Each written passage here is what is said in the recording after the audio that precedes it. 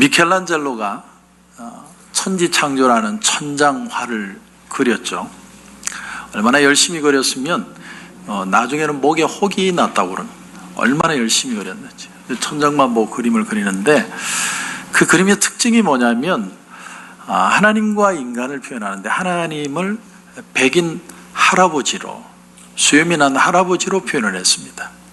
그것이 어떻게 보면 우리 그 시각의 한계가 아닐까, 그렇게 생각을 해봅니다. 그런데 아담이 하나님의 반대편에 있고 하나님과 아담이 서로에게 손을 내밀고 있는데 서로의 손가락이 닿을락 말락하는 그림을 그렸습니다. 여러분 아마 다 보셨을 겁니다. 저는 그 그림을 생각하면서 미켈란젤로는 천재다 이런 생각을 합니다. 하나님이 존재하느냐 존재하지 않느냐, 그것도 굉장히 중요한 질문이겠지만 하나님이 존재하신다 할지라도 하나님과 인간의 의미 있는 접촉이 없다면 그것은 무의미한 것이다라는, 그 미켈란젤로의 작품을 통해서 본인이 그런 생각을 가지고 그렸는지 모르겠지만 아주 중요한 의미를 던져줍니다. 그 닿을락 말락하는 의미. 우리는 하나님을 만나고 있는가? 오늘 5장 23절에 보면 5장 23절에 이런 구절이 나옵니다. 내가 바로에게 들어가서 주의 이름으로 말한 후로부터 그가 이 백성을 더 학대하며 주께서도 주의 백성을 구원하지 아니하시나이다. 모세가 하나님 앞에 막 항변하는 장면입니다. 항변. 더 상황이 악화됐다는 거죠. 하나님이 말씀하셔서 하나님 말씀대로 했는데 상황은 더 나빠졌다라는 얘기입니다. 하나님이 나를 보내신 후에 이스라엘 백성들이 더 난처해져 버렸습니다. 더 어려워졌어요. 그래서 모세가 하나님 앞에 막 항변하는 거예요. 하나님은 도대체 무슨 일을 하십니까? 우리도 그럴 때가 있잖아요. 모세가 하나님 앞에 막 따지듯이 지금 그렇게 기도를 하는데, 이걸 다른 한면으로 본다면 이거는 참 하나님 앞에 솔직한 기도예요. 솔직한 기도. 여러분, 기도라는 건 내가 하나님 앞에 하고 싶은 말을 솔직히 하는 것이 기도예요. 그것이 어떤 불신이라든가 어떤 하나님에 대한 반항에서 일어나는 것만 아니라면, 우리가 정직한 의분으로 하나님 앞에 기도를 할 때 하나님은 얼마든지 그 기도를 들으시고 우리에게 답을 해 주신다. 그게 오늘 말씀의 포인트입니다. 오라 우리가 서로 변론하자. Let us reason together. 우리가 서로 대화하자. 대화. 하나님은 우리에게 참 대화하기를 원하십니다. 저는 학교 다니면서요, 딱 한 번 질문해 봤습니다. 대학교 졸업할 때까지. 그것도 친구하고 약속 때문에 어쩔 수 없이 의리 때문에 제가 질문을 했는데 그 이후로는 다시는 손을 든 적이 없습니다. 그런데 훌륭한 답이 나오기 위해서는 사실은 훌륭한 질문이 있어야 합니다. 성경을 보면 얼마나 많은 사람들이 예수님에게 질문을 했는지 모릅니다. 사람이 거듭나야만 하나님 나라에 갈 수 있다. 그건 니고데모가 질문을 했기 때문에. 너희가 하나님 앞에 예배드릴 때는 신령과 진정으로 예배를 드려라. 그건 사마리아 여인이 질문을 했기 때문에. 선한 사마리아인에 대한 얘기는 누가 우리의 이웃입니까? 진짜 이웃입니까? 라는 질문에 주님이 답해 주신 겁니다. 사람들이 예수님에게 하는 그 질문이 의심에 의해서 하는 질문만 아니라면 예수님은 얼마든지 환영하시고 거기에 대답하기를 원하십니다. 그러므로 우리는 하나님 앞에 때론 진지하게 질문할 필요가 있습니다. 어떤 때는요, 이 질문은 하나님만 답할 수 있는 그런 질문이 있을 때가 있습니다. 하나님의 계시를 가능하게 하는 질문. 오늘 본문의 모세의 질문이 바로 그런 질문입니다. 모세가 하나님에게 바로는 이 백성을 더 학대하는데 주님은 주님의 백성을 구원하지 않으십니까? 우리도 이런 기도할 수 있어요. 내가 하나님 앞에 더 열심히 신앙생활하고 더 주님을 잘 믿는데 왜 하나님 더 안 되게 하십니까? 왜 어렵게 하시죠? 왜 힘들게 하시죠? 우리가 질문해. 하나님 앞에 솔직하게. 근데 오늘 놀라운 말씀이 뭐냐면 하나님이 대답을 하세요. 대답. 이건 굉장히 놀라운 겁니다. 인간이 질문을 했는데 하늘에 계신 하나님이 대답을 하신다. 이건 엄청난 일이에요. 근데 그 대답이 6장 1절입니다. 6장 1절을 보시면 여호와께서 모세에게 이르시되 사람이 질문을 하는데 아무도 대답하는 자가 없고 아무도 응답하는 자가 없으면 그것처럼 허무한 것이 없어요. 아담이 손을 뻗는데 하나님이 손을 내미셔서 잡지 않는다면 천지 창조의 의미는 없습니다. 사람이 외치고 막 부르짖는데 아무도 듣는 사람이 없으면 그건 하나님이 없다는 증거입니다. 그런데 모세가 이런 호소를 할 때 하나님께서 이 천지를 지으신 하나님이 거기에 답변을 하십니다. 굉장히 영광스러운 일이에요. 그런데 하나님이 그 말씀에 대한 답변, 그것이 오늘 1절인데 다시 한번 보시면 여호와께서 모세에게 이르시되 이제 내가 바로에게 하는 일을 내가 보리라. 강한 손으로 말미암아 바로가 그들을 보내리라. 강한 손으로 말미암아 바로가 그들을 그의 땅에서 쫓아내리라. 강한 손으로 성경에 2번 얘기하는 것은 반드시 그렇게 한다는 거예요. 하나님이 반드시 이 일을 이루신다는 거예요. 인간의 아주 하찮은 질문에 하나님은 반드시 응답할 것을 말씀하십니다. 강한 손으로 말미암아 바로가 그들을 그의 땅에서 쫓아내리라. 바로가 쫓아낸다는 건 무슨 의미입니까? 해방이죠. 구원을 받는 겁니다. 제발 나가라고 그렇게 말하도록 내가 만들겠다는 거예요. 지금까지 바로가요, 미련을 갖고 히브리 백성을 안 놓아주려고 점점 힘들게 하고 고통스럽게 하고 악랄하게 하고 계속 그렇게 했는데 어느 순간에 강한 손으로 하나님이, 강한 손이라는 말은 강한 하나님의 능력을 말합니다. 강한 손으로 말미암아 바로가 그들을 보내리라. 그 손이 바로에게는 진노의 손이고 10가지 재앙으로 굉장한 고통으로 다가오지만 반면에 이스라엘 백성들에게는 한없는 은혜와 긍휼과 구원의 손길로 다가오십니다. 이게 하나님의 손의 양면성. 범죄하고 죄악에 빠지면 때리는 손, 심판의 손으로 하나님이 나타나시는데 하나님을 의지하고 간구하는 자에게는 긍휼과 회복과 구원의 손길로 하나님이 축복하십니다. 그래서 오늘 말씀에서 우리가 작은 결론을 하나 도출할 수 있습니다. 이게 뭐냐면 왜 하나님이 인간의 삶에 역사하셔서 그렇게 강한 손을 나타내시는가? 하나님이 누군가를 치신다는 것을 보일 때 왜 하나님이 그런 일을 하시는가? 바로 이거 하나입니다. 구원하시기 위해서. 하나님이 우리를 구원하시기 위해서.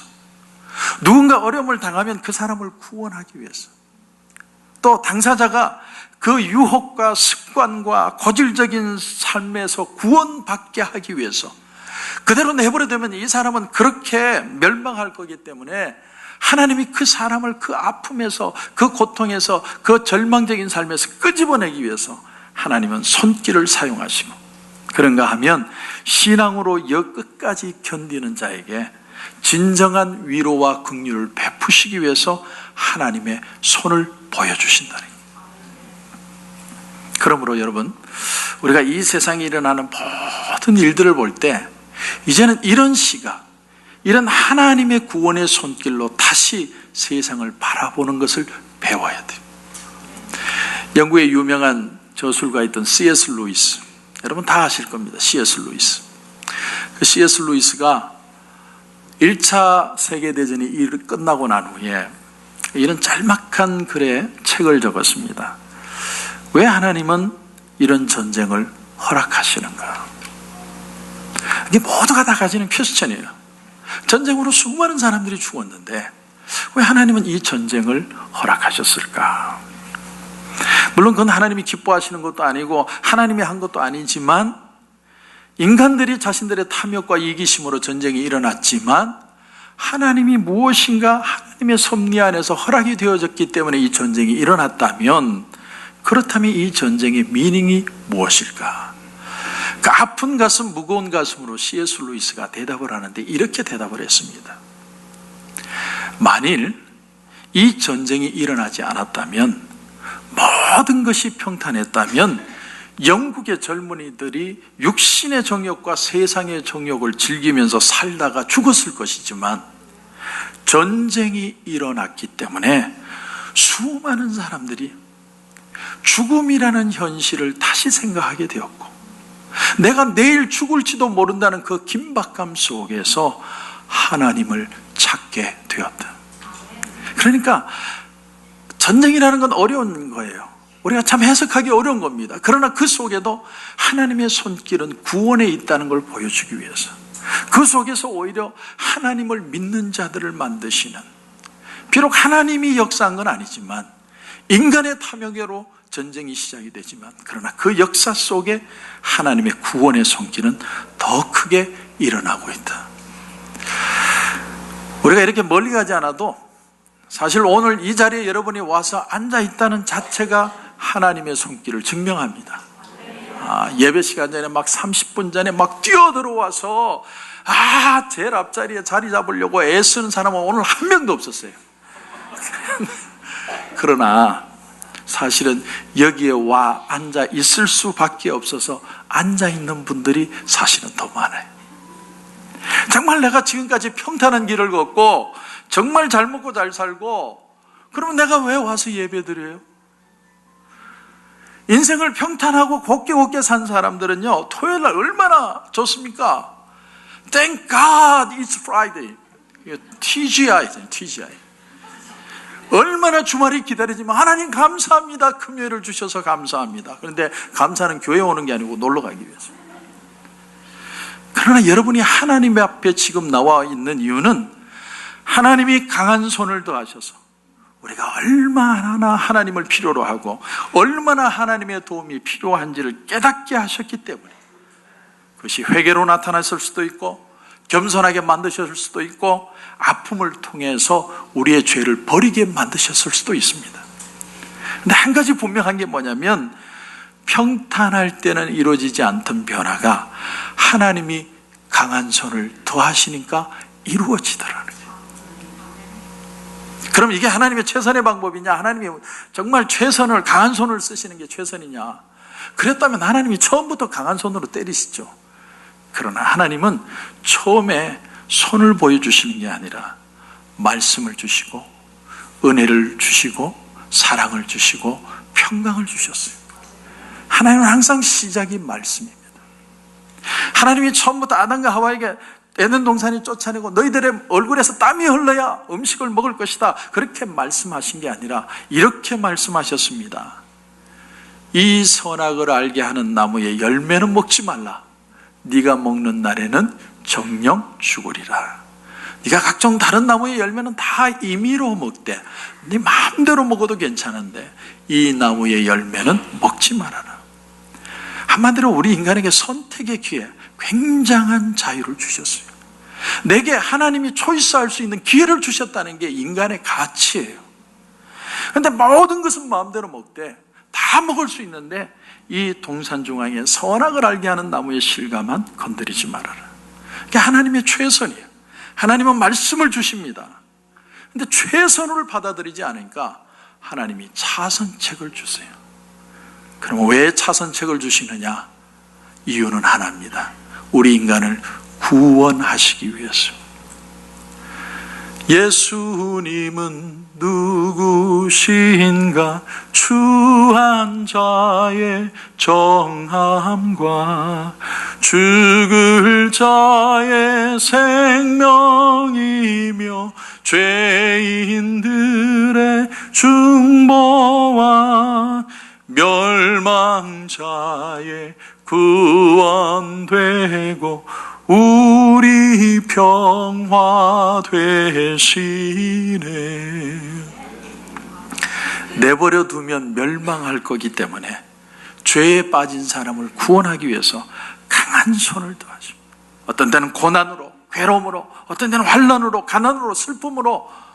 그러나 하나님의 구원의 관점에서 보지 않으면 무의미하고 허무한 일들이지만 구원의 섭리의 차원에서 보면 거기에 하나님의 아주 놀라운 지혜가 있다는 것을 발견하게 된다는 사실. 오늘 말씀에 5장 17절 보시면 5장 17절에 이런 말씀이 나옵니다. 바로가 이르되 너희가 게으르다 게으르다. 그러므로 너희가 이르기를 우리가 가서 여호와께 제사를 드리자 하는도다. 이제 가서 일하라. 짚은 너희에게 주지 않을지라도 벽돌은 너희가 수량대로 바칠지니라. 바로가 모세의 얘기를 들었을 때 우리가 하나님 앞에 절기를 지키도록 광야에 나가서 예배를 드리게 해주십시오. 그랬을 때 그래 니들 참 고생 많았다. 얼마나 수고 많이 했냐. 오늘은 또 설날인데 설날 지난 지도 얼마 안 됐는데 떡도 가지고 가라.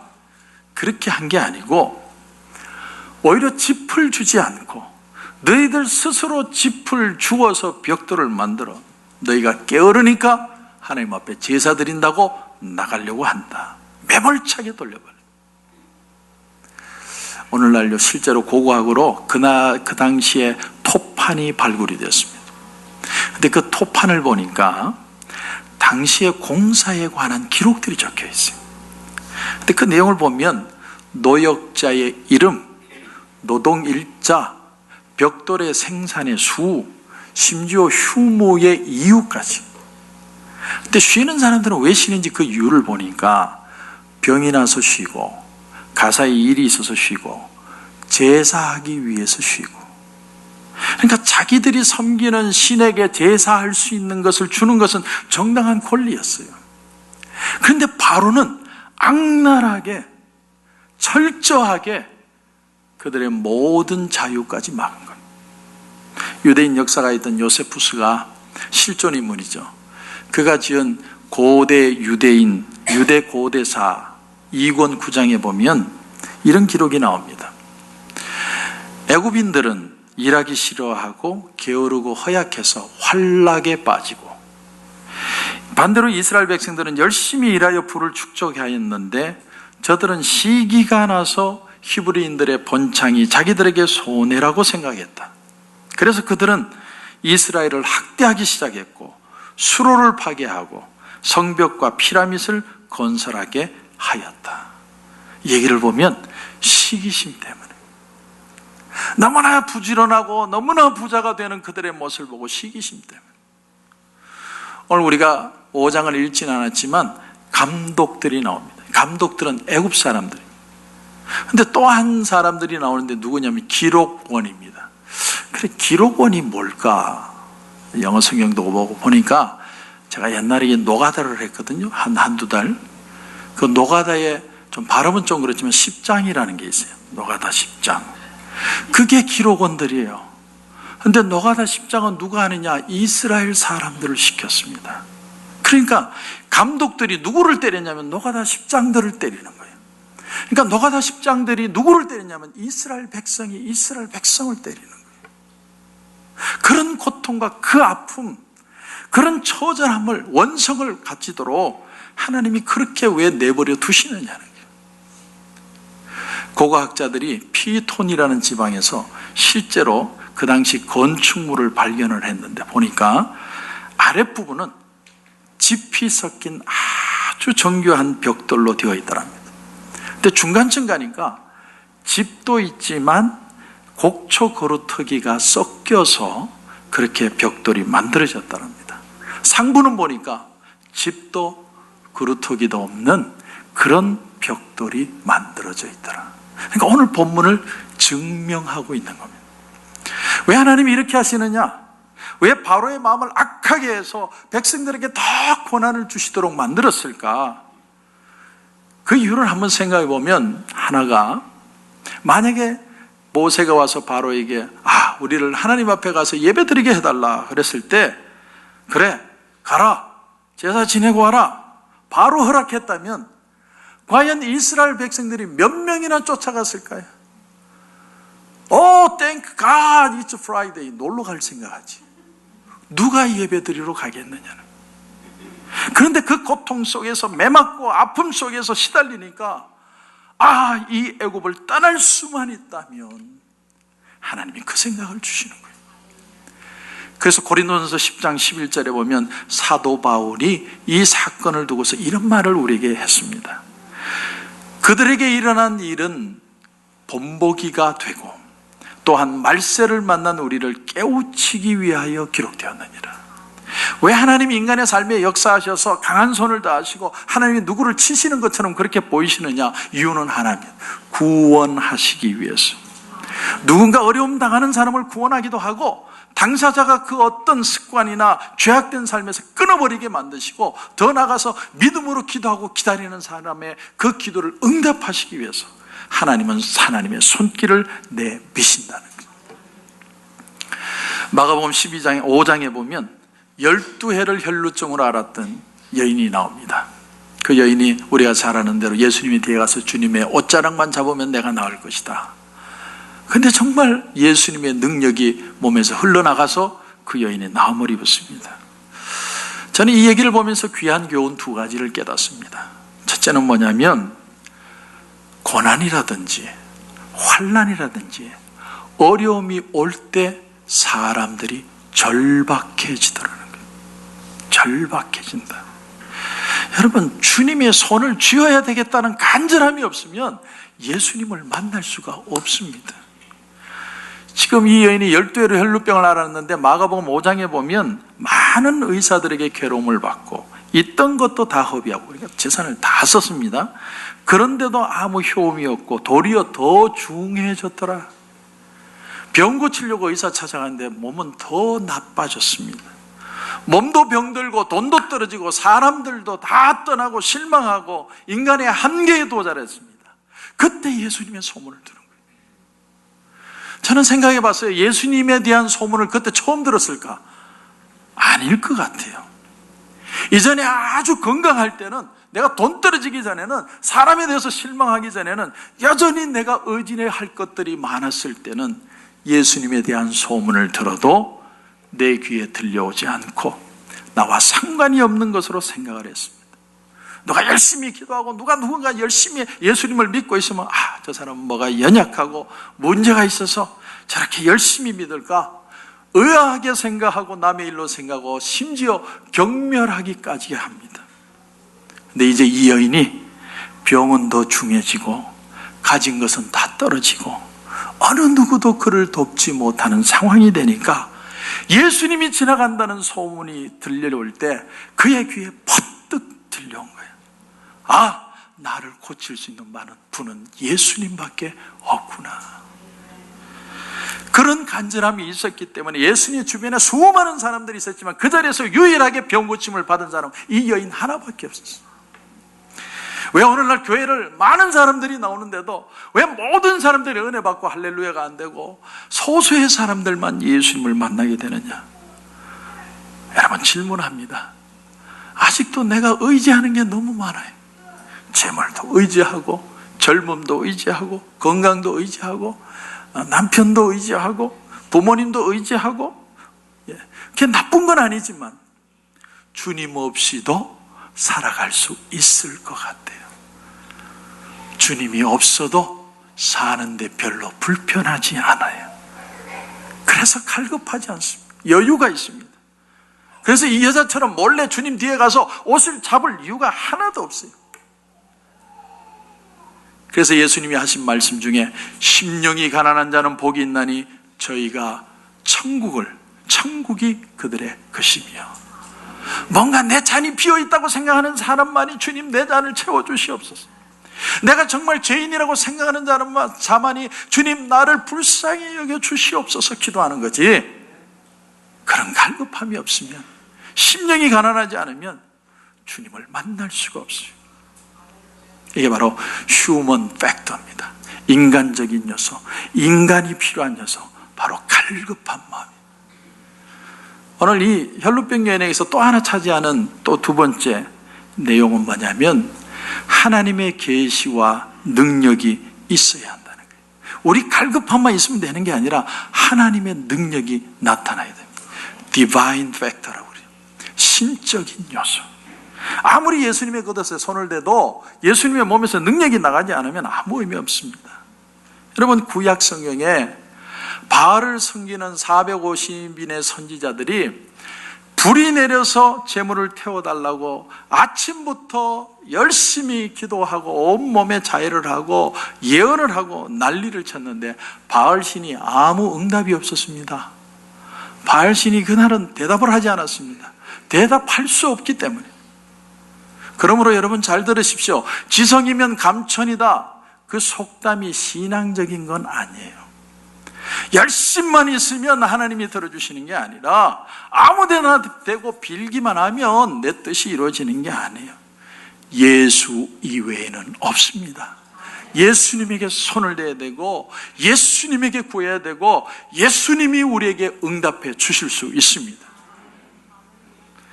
산소와 수소가 만나야 물이 되는 것처럼 인간의 갈급함과 하나님의 계신적인 역사가 딱 만나야 하나님의 능력이 나타나게 됩니다. 오늘 우리가 읽지 않았지만 출애굽기 6장 5절 보시면 출애굽기 6장 5절에 이런 말씀이 나옵니다. 이제 애굽 사람이 종으로 삼은 이스라엘 자손의 신음소리를 내가 듣고 신음을 했습니다. 하나님 힘듭니다. 고통스럽습니다. 도와주시옵소서. 그때 하나님이 내가 듣고 어떻게 하십니까? 나의 언약을 기억하노라. 하나님이 응답하신 거예요. 히브리서 4장 2절에 보면 그들과 같이 우리도 복음 전하름을 받은 자이나 들은 바 그 말씀이 그들에게 유익하지 못한 것은, 왜 우리에게 유익이 안 되느냐? 하나님과 아직 접촉이 일어나지 않았기 때문에. 그래서 말씀합니다. 유익하지 못한 것은 듣는 자가 믿음과 결부시키지 아니함이라. 믿음으로 딱 화합해야 하나님의 역사가 일어날 수 있습니다. 성도 여러분, 말씀을 정리합니다. 우리의 삶에 고난이 올 때, 이해할 수 없는 일을 만날 때 자신의 상황을 자기의 눈으로 바라보지 말고 하나님 앞에 질문하십시오. 의심이나 내 마음의 속상함으로 말하는 게 아니라, 하나님 무슨 뜻입니까?